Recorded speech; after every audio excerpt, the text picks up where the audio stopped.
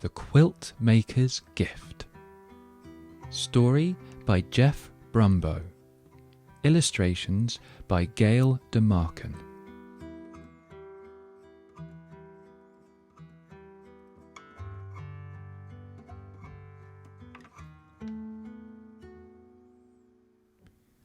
There was once a quilt maker who kept a house in the blue misty mountains up high. Even the oldest great-great-grandfather could not recall a time when she was not up there sewing away day after day. Here and there, and wherever the sun warmed the earth, it was said she made the prettiest quilts anyone had ever seen. The blues seemed to come from the deepest parts of the ocean, the whites from the northernmost snows, the greens and purples from the abundant wild flowers, the reds, oranges and pinks from the most wonderful sunsets. Some said there was a magic in her fingers. Some whispered that her needles and cloth were gifts of the bewitched. And still others said the quilts really fell to earth from the shoulders of passing angels. Many people climbed her mountain, pockets bursting with gold, hoping to buy one of the wonderful quilts. But the woman would not sell them. "I give my quilts to those who are poor or homeless," she told all who knocked on her door. "They are not for the rich." On the darkest and coldest nights, the woman would make her way down the mountain to the town below. There she would wander the cobblestone streets until she came upon someone sleeping outside in the chill. She would then take a newly finished quilt from her bag, wrap it around their shivering shoulders, tuck them in tight, and tiptoe away. Then, the very next morning, with a steaming cup of blackberry tea, she would begin a new quilt.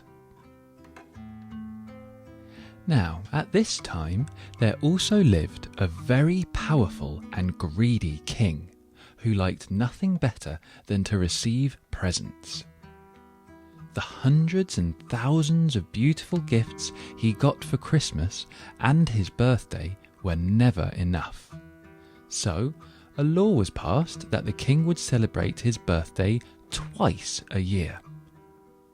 When that still wasn't enough, he ordered his soldiers to search the kingdom for those few people who had not yet given him a gift. Over the years, the king had come to own almost all of the prettiest things in the world. Throughout the castle, from top to bottom, in drawers and on shelves, in boxes and trunks and closets and sacks, all of the king's countless things were stashed.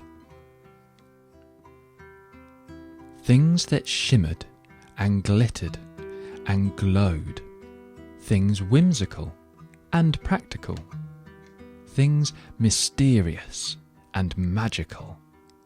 So many things that the king kept a list of all the lists of things he owned. And yet, with all these marvellous treasures to enjoy, the king never smiled. He was not happy at all.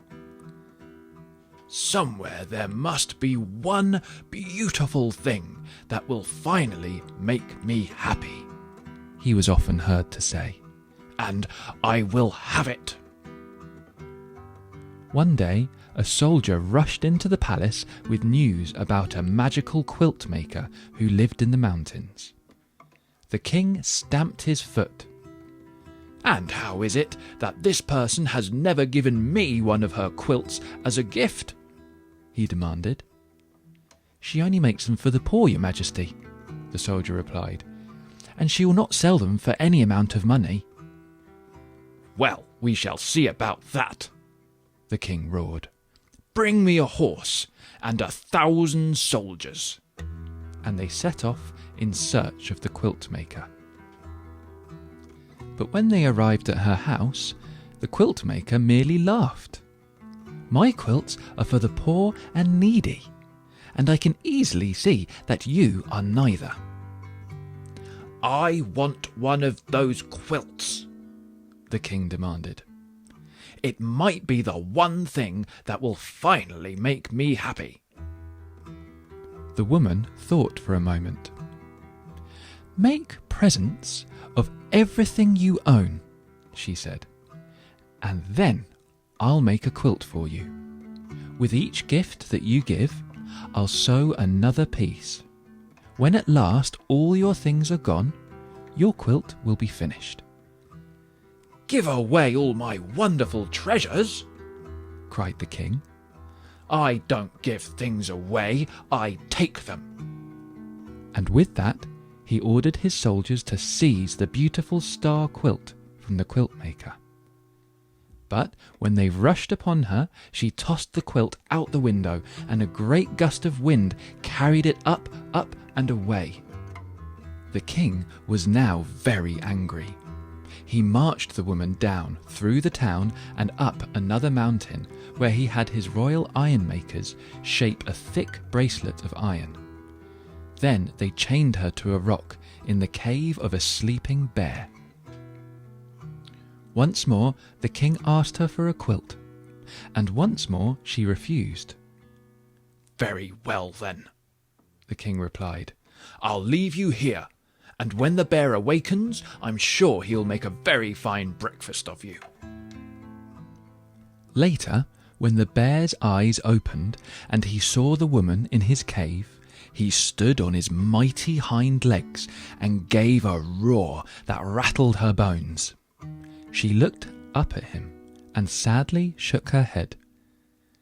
"It's no wonder you're so grouchy," the quilt maker said. "You've got nothing but rocks on which to rest your head at night. Bring me an arm full of pine needles, and with my shawl I'll make you a great big pillow." And that is what she did.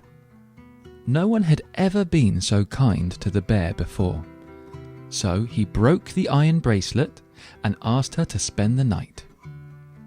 Now the king was very good at being greedy, but he was very bad at being mean. All that night he could not sleep for thinking about the poor woman in the cave. Oh my, what have I done?" he wailed. So he woke up his soldiers, and they all marched, in their pyjamas, up to the cave to save her. But when they arrived, the king found the quilt maker and the bear having a breakfast of berries and honey. Now the king completely forgot about feeling sorry and became angry all over again. He ordered the royal island makers to build an island barely big enough for the woman to stand on her tiptoes. Once again the king asked her for a quilt, and once again she said no. "Very well," the king replied.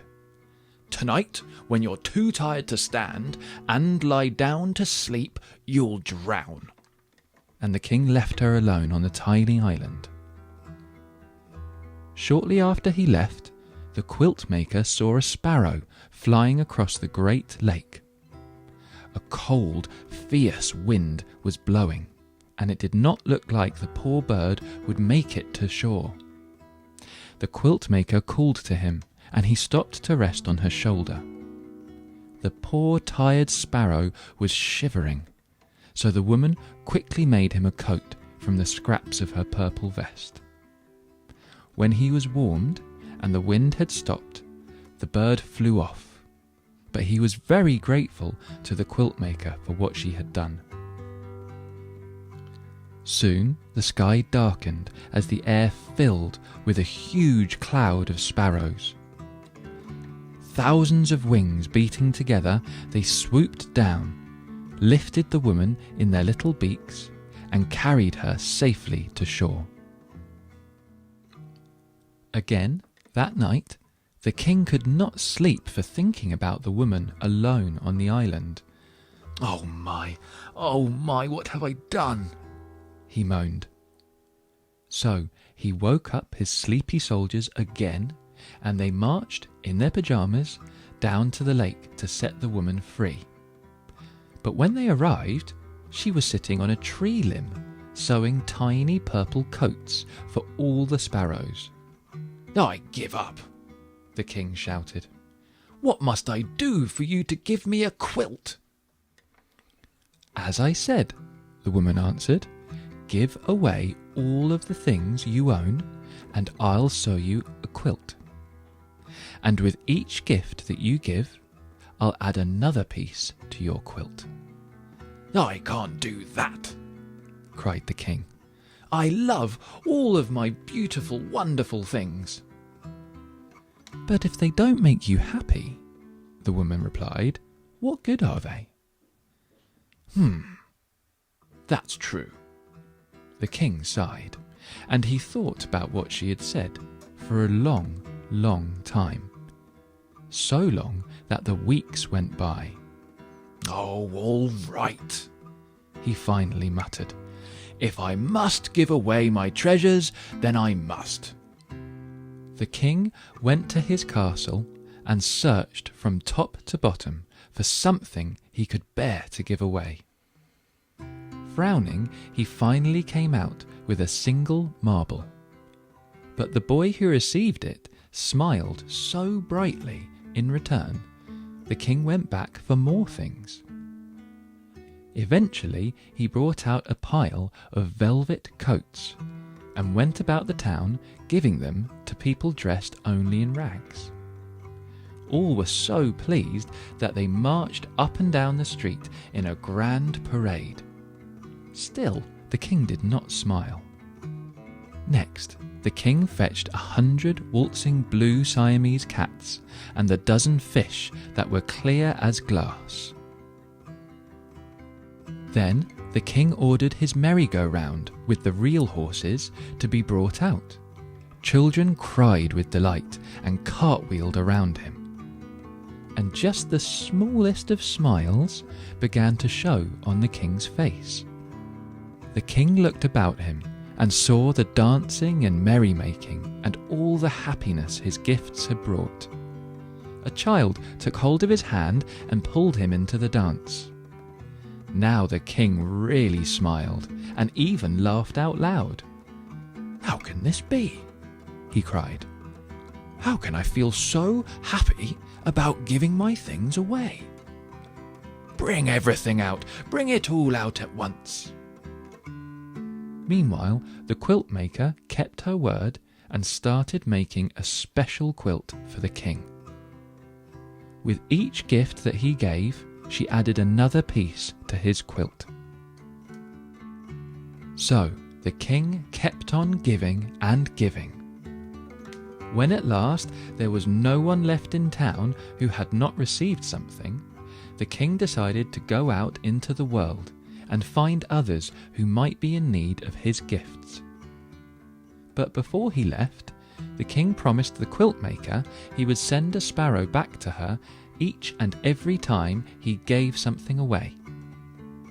Morning, noon, and night the wagons rolled out of town, each piled high with the king's wonderful things.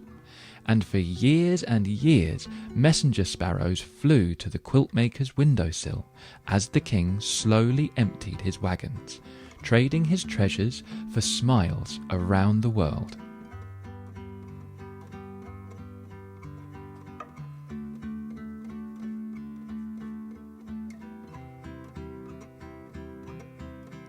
On and on the quiltmaker worked, and piece by piece the king's quilt grew more and more beautiful.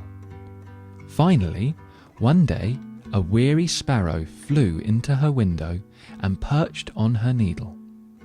She knew, then and there, that it was the last messenger, so she put a final stitch in the quilt and started down the mountain in search of the king.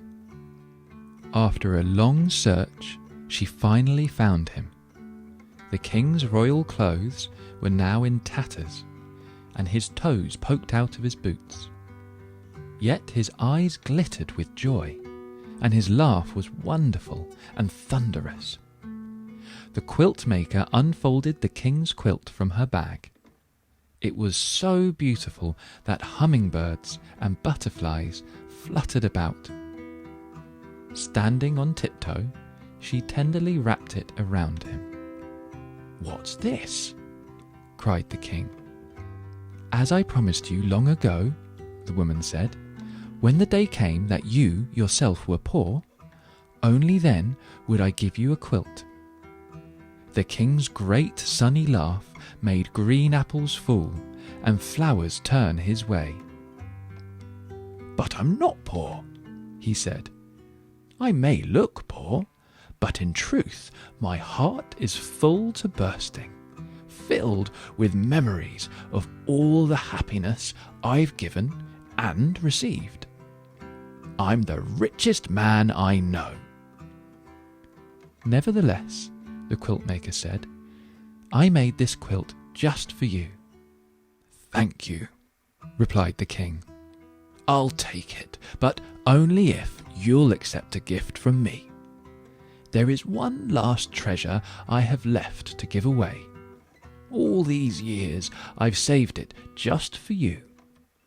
And from his rickety, run-down wagon, the king brought out his throne. "It's really quite comfortable," the king said, "and just the thing for long days of sewing." From that day on, the king often came to the quiltmaker's house in the clouds. By day, the quiltmaker sewed the beautiful quilts she would not sell, and at night the king took them down to the town. There he searched out the poor and downhearted, never happier than when he was giving something away.